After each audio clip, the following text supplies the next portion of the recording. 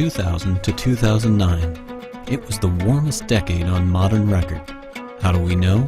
It's what we do. NASA has satellite missions monitoring climate. They're up there right now, gathering data, analyzing trends, and sharing both raw data and results with everyone for free. Why are temperatures rising? Why aren't changes the same everywhere? How are humans contributing to climate change? What changes are already occurring today?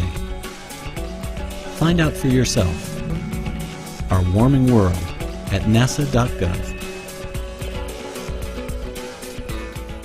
Climate scientists at NASA's Goddard Institute of Space Studies, or GISS, just released a new analysis of global average temperatures showing that 2009 was tied as the second warmest year ever recorded. And looking just at the southern hemisphere, 2009 even broke the record as the warmest year ever in this half of the world. In fact, 2009 was virtually tied with 5 other recent years in its position as second warmest on record: 1998, 2002, 2003, 2006, and 2007. And it was only a fraction of a percent cooler than the warmest year, 2005. Yet, when looking at global temperatures over a longer time frame, these scientists found a persistent warming trend over the past 3 decades, with the average global temperature increasing by roughly 1/3 of a degree Fahrenheit per decade. This past decade, from 2000 to 2009, was the warmest yet. And when looking back all the way to 1880, the year when precise temperature record-keeping began, scientists observed about a 1.5 degree Fahrenheit rise in global temperature.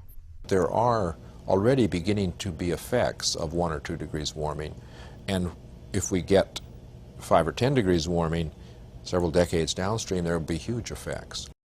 GISS scientists came to these results after analyzing information from 3 sources: data from more than 1,000 weather stations around the globe, satellite observations of sea surface temperature, and measurements from Antarctic research stations. So what's the cause of this long-term warming trend?